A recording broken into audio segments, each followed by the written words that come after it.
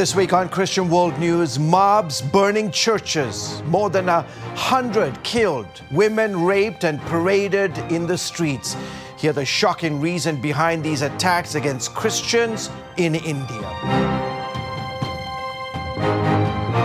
Hello everyone, welcome to this week's edition of Christian World News. I'm George Thomas.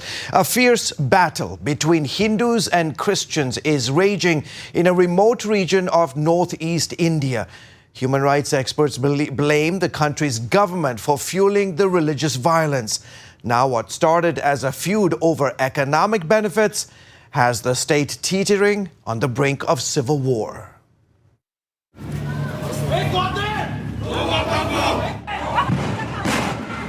India's northeastern state of Manipur is making headlines. Manipur means land of jewels. Outside the capital, armed guards protect a Kuki village.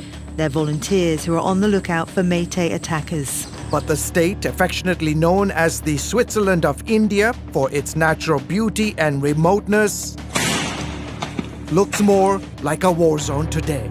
Some argue the northeast Indian state is in a state of civil war, with news of burnings and beheadings. Religious and ethnic clashes between the Hindu-majority Meitei community and the tribal Christian Kuki minority over land and influence in the state has left at least 180 people dead and over 500 injured. 300 churches have been destroyed.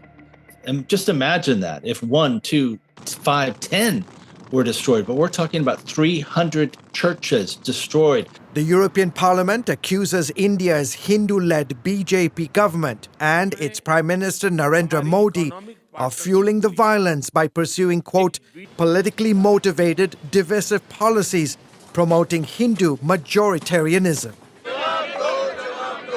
Modi, whose party controls Manipur's state government, faced a no-confidence motion in Parliament last week for his silence on the escalating violence. The underlying issue here is that the central government, the BJP party led by Prime Minister Modi, has not reacted. He's been forced to make one comment, but even that was setting a context for why the violence was happening that ignored the violence against Christians. In Manipur's capital city, Hindu women creating roadblocks like this one to check cars for Christians. In May, a Hindu mob paraded naked 2 Christian women. One had been reportedly gang raped.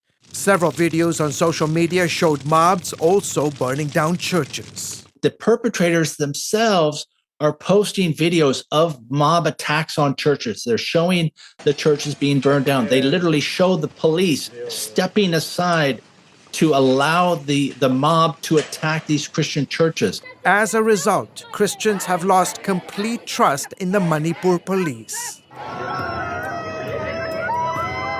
This video showing dozens of Christian women kneeling, crying, and begging Indian soldiers to stay in their village, fearful of more Hindu attacks.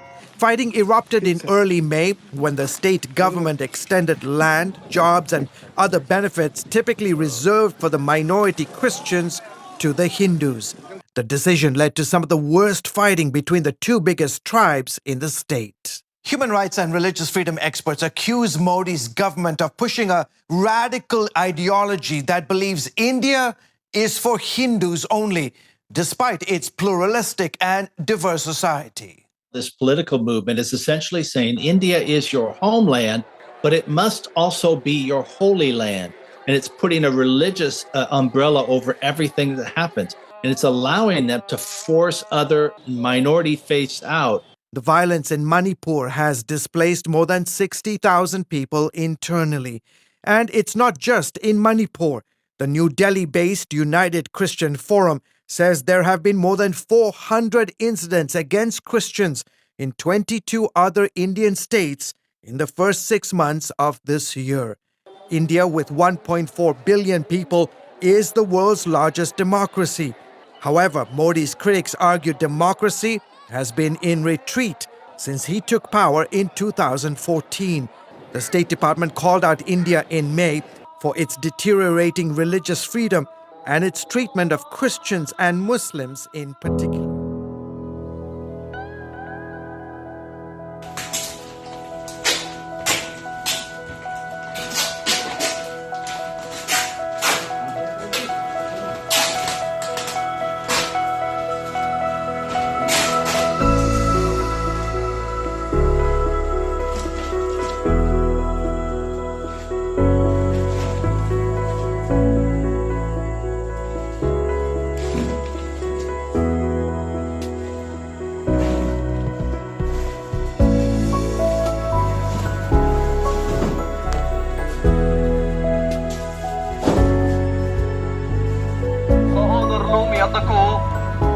పత్రికలు తీసుకుని వస్తూ ఉన్నారు. అవి తప్పక తీసుకుని వాటిని చదవండి. దేవుడు లోకమును ఎంతో ప్రేమించెను. యేసుక్రీస్తు వారు సర్వ మానవాళి రక్షణ కొరకు భూమి మీదకి వచ్చిన దేవుడు ఆయన ప్రతి మానవుని ప్రేమించారు. ఈ పాపం కావాలంటే ఈ మోక్షం కావాలంటే